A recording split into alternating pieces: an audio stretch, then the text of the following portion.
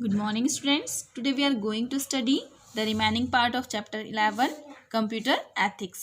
Computer के last period में हम कंप्यूटर एथिक्स के बारे में पढ़ रहे थे. ठीक है, इस चैप्टर को का हमने हाफ पार्ट रीड किया था, है ना, जिसमें हमने software piracy, soft lifting, uploading, downloading, software counter fitting, ये सब हम लास्ट पीरियड में पढ़ चुके थे. ठीक है, अब हम उसके आगे इस चैप्टर को कंटिन्यू करेंगे. Crime using a computer, computer का यूज़ करके जो क्राइम किया जाता है, ठीक है, उसके बारे में हम रीड करेंगे, है ना. कुछ लोग कंप्यूटर का यूज़ करके अपराध करते हैं, है ना, तो उसी के बारे में इसमें पढ़ेंगे. फर्स्ट दिया इसमें, stealing a laptop containing the owner's information on its hard disk is the same as stealing a briefcase that contains the statements of the owner's information. किसी का लैपटॉप स्टीलिंग करना मतलब किसी का लैपटॉप चुराना, है ना, जिसमें ऑनर्स, उसका जो ऑनर है, लैपटॉप का जो मालिक है, उसकी इन्फॉर्मेशन हो उसके हार्ड डिस्क में, है ना. तो ये जो है मतलब कि लैपटॉप को चुराना उसी की तरह है जैसे कि किसी का ब्रीफ केस हमने चुराया हो जिसमें एक उसका जो ऑनर है उसकी पूरी इन्फॉर्मेशन हो. ठीक है, तो ये भी एक क्राइम है. यूजिंग अदर्स कंप्यूटर्स में ऑल्सो भी another way of stealing valuable documents as well as transcript. किसी दूसरे व्यक्ति का कंप्यूटर यूज़ करना, है ना, वैल्यूएबल डॉक्यूमेंट को चुराने का दूसरा तरीका है. ठीक है, उसकी ट्रांसक्रिप्ट को चुराने का तरीका है ना. Unauthorised changing of data, that is changing an official record of a student's work and school transcript. Unauthorised जो चेंजिंग होती है ना, अनाधिकृत तरीके से जो भी मतलब डेटा चेंज किए जाते हैं, जैसे किसी बच्चे का जो कार्य है ना, तो उसका जो ऑफिशियल रिकॉर्ड है या स्कूल ट्रांसक्रिप्ट है, ठीक है, उसमें चेंज करना भी क्या है ना, उसमें छेड़छाड़ करना या उसमें चेंजेस करना क्या कहलाता है, ये भी एक क्राइम होता है. The criminal reads or copies confidential information but data is neither deleted nor changed. Criminal जो होता है, अपराधी जो होता है, वो क्या करता है, गोपनीय इन्फॉर्मेशन पढ़ लेता है. ठीक है, लेकिन वो डेटा ना तो डेटा चेंज कर सकता है ना डिलीट कर सकता है. ठीक है, तो ये सब क्या है, क्राइम के अंतर्गत आता है. Reasons of crime using computers, computer का यूज़ करके जो क्राइम किए जाते हैं, है ना, उसका क्या कारण है, तो उसके कारण क्या क्या हो सकते हैं वो हम पढ़ेंगे. Crimes using a computer often take place because of no detection and prosecution. The major reasons of computer crimes are, crime computer का यूज़ करके जो क्राइम किए जाते हैं वो क्यों होते हैं, खास करके कि उससे पहचान नहीं होती है. आपकी पहचान मतलब कि उसको डिटेक्ट कर पाना बहुत ज़्यादा मुश्किल हो जाता है. ठीक है, उस कारण से कई सारे लोग कंप्यूटर का यूज़ करके क्राइम करते हैं, है ना. उसके कुछ रीजंस हैं, जैसे लो डिटेक्शन रेट, है ना, अब पहचान छुप जाती है, पहचान मतलब आसानी से पहचान नहीं पाता है कि क्राइम किसने किया है. ठीक है, नॉट टेकन सीरियसली और little understood by the police, courts etcetera, है ना. उसके बाद पुलिस कोर्ट के द्वारा इसको सीरियस नहीं लिया जाता है ना, जो कंप्यूटर के थ्रू क्राइम होता है उसको, ठीक है, कम लिया जाता है सीरियस. साथ ही साथ उसको प्रॉपर समझा नहीं जाता है. ठीक है, तो उस कारण से भी क्राइम बढ़ते हैं.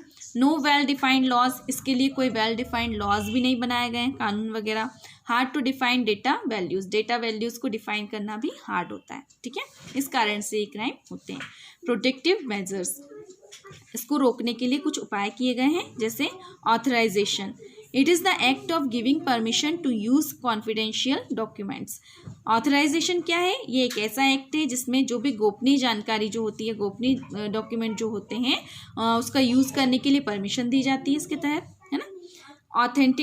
Authentication, the user will be considered authentic when he or she gives his or her true information for using the data.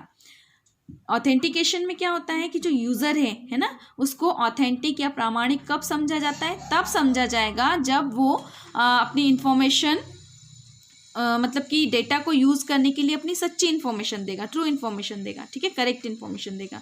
That is users enter their correct passwords to access information. मतलब ये होगा कि information तक पहुंचने के लिए user को correct password enter करना होगा. यदि वो उस इन्फॉर्मेशन से रिलेटेड है या उसी की फाइल है या तो उसको आसानी से अपना पासवर्ड याद होगा, और अगर कोई और व्यक्ति होगा तो वो पासवर्ड उसको याद नहीं होगा. ठीक है, तो ये ऑथेंटिकेशन में आता है.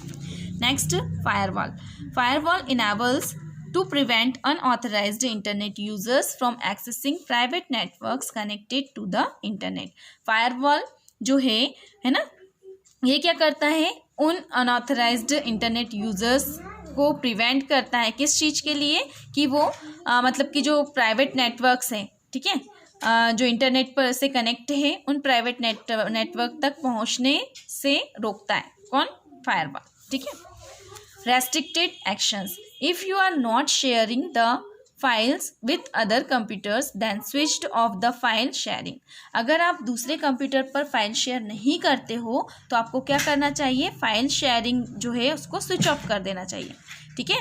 To confirm the switching off the file sharing click on network neighbourhood. File sharing को स्विच ऑफ हुई है या नहीं है उसको कंफर्म करने के लिए आपको क्या करना चाहिए? नेटवर्क नेबरहुड पर जाना, क्लिक करना चाहिए, ठीक है। देन और क्या करना चाहिए आपको? प्रॉपर्टीज़ में तुरंत जो फाइल एंड प्रिंट शेयरिंग जो है ना, उस पर क्लिक करना चाहिए ताकि जो फाइल वगैरह है, ठीक है, जो आप शेयर नहीं करते हो वो फाइल सेलेक्ट ना हो, ठीक है। Do not show your password to anybody. हमको हमारा जो पासवर्ड होता है वो किसी को भी नहीं बताना चाहिए, किसी से भी शेयर नहीं करना चाहिए, है ना। यदि आपसे कोई आपका पासवर्ड पूछता है टेलीफोन पर या ऑनलाइन तो आपको केयरफुल रहना चाहिए। Do not download the files and software by unreliable means. आपको कभी भी उन फाइल को या उन सॉफ्टवेयर मतलब कि जो अनरिलायबल मीन्स होते हैं, अविश्वसनीय, जिस पर आप विश्वास नहीं कर सकते, वहाँ से आपको कभी भी फाइल या किसी भी सॉफ्टवेयर को डाउनलोड नहीं करना चाहिए। Open the email attachment only if you have full confidence in the sender. आपको ईमेल अटैचमेंट तभी ओपन करना चाहिए जब आपको सेंडर पर पूरा विश्वास हो, पूरा भरोसा हो, ठीक है। You should always use an antivirus software, और आपको हमेशा एंटीवायरस सॉफ्टवेयर का यूज़ करना चाहिए, ठीक है। तो ये चैप्टर हमारा कंप्लीट हुआ। इसके क्वेश्चन आंसर हम नेक्स्ट पीरियड में करेंगे। Thank you.